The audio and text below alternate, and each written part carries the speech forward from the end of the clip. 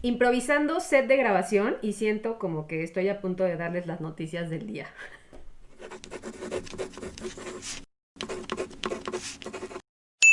Hola libreros, ¿cómo están? Bienvenidos una vez más al canal. El día de hoy quiero platicar con ustedes sobre mis lecturas del mes de julio.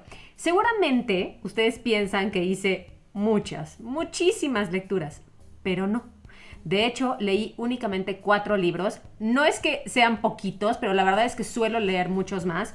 Este mes, como ustedes lo saben, porque se los he dicho hasta el cansancio, mi carga de trabajo ha sido muy intensa. Por lo tanto, me enfoqué en las lecturas que tenía con mis clubes. Quise darles prioridad. No quise meter ningún otro libro, ni desviarme con otras lecturas, cosa que suele sucederme seguido.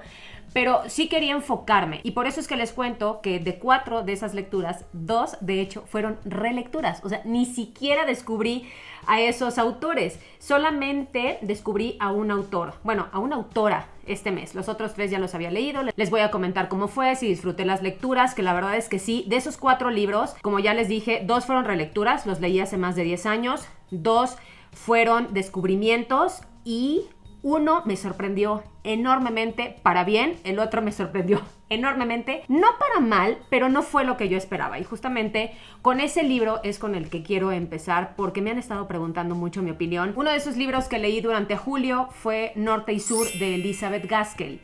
Y esta lectura la tenía yo pendiente porque desde el año pasado, cuando se hizo el calendario de las lecturas conjuntas del grupo de Facebook, muchas personas lo propusieron y todo el mundo me decía que debíamos leerlo. La verdad es que me quedé con el gusanito y ahora que se dio la oportunidad de hacer esta lectura con uno de mis clubes privados, dije, pues de una vez, todo el mundo quiere leerlo, todos teníamos mucha curiosidad y nos embarcamos en esta lectura. ¿Qué pasa? De Elizabeth Gaskell, ¿qué sabíamos? Pues que era la biógrafa de Charlotte Brontë. Después de leer Jane Eyre y justo cuando estábamos investigando sobre la vida de esta escritora, descubrimos que Elizabeth Gaskell había seguido muy de cerca la vida de las hermanas Brontë, principalmente de Charlotte, como les decía, y sabíamos también que había escrito un libro, que en este caso fue Norte y Sur. Yo sí tengo que confesarles que no había escuchado nada de Elizabeth Gaskell hasta que leí a Charlotte Brontë. Entonces, le dimos la oportunidad y fue un libro que, aunque nos costó muchísimo trabajo, tratamos de sacarle el lado positivo, ver cuáles eran esos temas que podíamos extraer de la historia y creo que lo logramos. Al final del día tuvimos una plática muy enriquecedora. Si bien la mayoría coincidimos en que era una lectura muy lenta, que los personajes para nosotros no habían terminado de cuajar, sí logramos sacar datos muy interesantes, sobre todo del contexto social. Este libro fue escrito por entregas y una de las cosas que notamos nosotros durante la lectura era justamente eso, que de repente le faltaba como un poco de continuidad.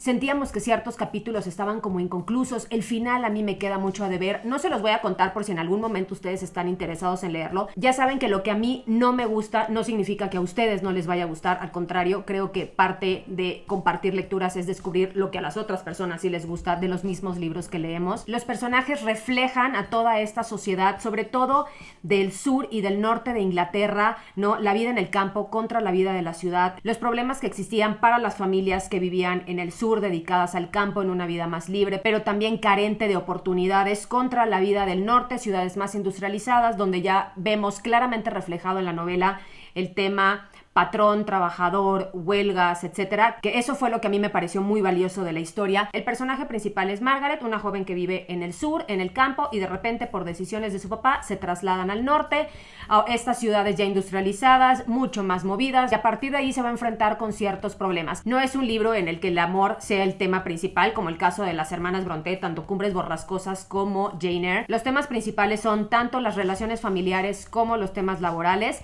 y vamos a ir descubriendo justamente a esta Margaret intentando como compaginar, sobrevivir. Ella es una mujer muy fuerte a la que le toca ser como la cabeza de la familia, resolver muchos problemas. Sin embargo, estamos en una época también en que la mujer no tenía el reconocimiento que se merecía. Margaret me parece un personaje muy interesante porque es una mujer que se va adaptando también a sus circunstancias, que tiene muy claras sus ideas, que eso es algo que también le admiro, aunque también en algún momento llegó a desesperarme y sentía que le hacía falta como un poco de más carácter, para que me entiendan. Es una lectura que sí me costó, sí llegó un momento en que dije, por favor, ya que avance. Sentía yo que leía y no avanzaba dentro de la historia, pero al final, como les digo, esa lectura que a la mayoría nos costó trabajo, nos llevó a un diálogo muy interesante sobre la historia. Otras de las lecturas que hice, que aquí es cuando les digo que hice relecturas, fueron Marina y La sombra del viento de Carlos Ruiz Zafón. Debo confesarles que más que leerlas, las escuché, encontré que estaban disponibles en Storytel. De hecho, en Storytel está toda la saga del Cementerio de los Libros Olvidados y me pareció muy interesante acercarme de esta manera. Como les decía, estos libros los leí hace 10 años o más, ya ni siquiera tengo la fecha exacta, y la verdad es que se me había olvidado un poco la historia. A partir del fallecimiento de Ruiz Zafón decidimos otra vez como retomarlo y los gocé muchísimo. ¿Por qué? Porque a mí la forma de escribir de Ruiz Zafón me gusta, porque me gusta cómo nos mete a sus historias. Me encanta que cuando estás descubriendo una historia aparece otra y otra y otra. Como lector tienes que armar todo ese rompecabezas para llegar a la principal. La descripción de Barcelona de principios de 1900 me parece increíble. Terminamos todos con ganas de hacer un tour literario, obviamente, y conocer los lugares emblemáticos que se mencionan y que para los personajes son importantes. Una Barcelona también que estaba viviendo momentos complicados por la guerra y que obviamente se refleja dentro de las historias. Reencontrarme con personajes como Marina, pero también como Daniel, como Beatriz, como uno de mis favoritos que es Fermín Romero de Torres. Toda esta parte fue la que realmente gocé. Yo siempre digo que cuando se hace una relectura descubrimos cosas nuevas. Como lectores evolucionamos. Me queda claro que en 10 años cambié y cosas que no capté la primera vez, hoy las descubro de manera diferente. Me acerco de manera diferente a esos libros y creo que eso es lo interesante de las relecturas, aunque también ustedes saben que yo no solía releer. Estas fueron unas de esas primeras historias a las que me acerqué nuevamente, cosa que no hago, y la verdad es que lo gocé. Me encontré con frases que yo no había subrayado, que ahora subrayé, temas que hace unos años para mí no eran importantes, hoy sí lo fueron. Entonces fue una experiencia muy bonita. Si tienen oportunidad de escucharlo a través de Storytel, háganlo. El narrador es el mismo para todos los libros. Entonces vale mucho la pena porque aprendemos a identificar las voces. La de Fermín me parece increíble, además de que ese personaje es fuera de serie. El humor, la manera de acercarse a Daniel, sus consejos, es el lado paternal que se le va despertando poco a poco y la evolución, obviamente, de este personaje, que para mí es el mejor de toda la saga del Cementerio de los Libros Olvidados. Y otra cosa que quería comentarles también, cuando yo me acerqué a Ruiz Zafón, fue como abrir esa puerta a un libro que hablaba sobre libros, de personas que se enamoraban de cada historia y las defendían. Y creo que con esa parte es con la que yo me quedo. Por eso creo que disfruté tanto esas historias y las disfruté nuevamente. Estas fueron 2 relecturas, tanto Marina como La Sombra del Viento. De hecho, queremos seguir con la saga del Cementerio de los Libros Olvidados, entonces ya les iré platicando. Y el último libro que leí, y este lo leí porque venía yo con todo ese empuje de salvar el fuego, fue Escuadrón Guillotina de Guillermo Arriaga. De hecho, les comenté en el blog un poquito que yo creía que era una muy buena manera de acercarse al autor porque es una lectura ligera. No quiere decir que las demás no, pero sí suelen ser más densas. Y este libro es muy fácil de leer, es ficción histórica. Se maneja un humor y una ironía dentro de la historia que para mí son los ingredientes principales. La historia es muy interesante, pero encontrarte eso y reírte de situaciones tan absurdas me parece que es lo que hace que se disfrute tanto el libro. ¿Saben a quién me recordó en algún momento? A Jorge Ibargüengoitia, muy de ese tipo. La historia está ambientada durante la Revolución Mexicana. Tiene personajes que dices, de verdad, no puede ser. Te ríes y te enojas, los odias y los quieres. La historia comienza cuando un abogado decide venderle una guillotina.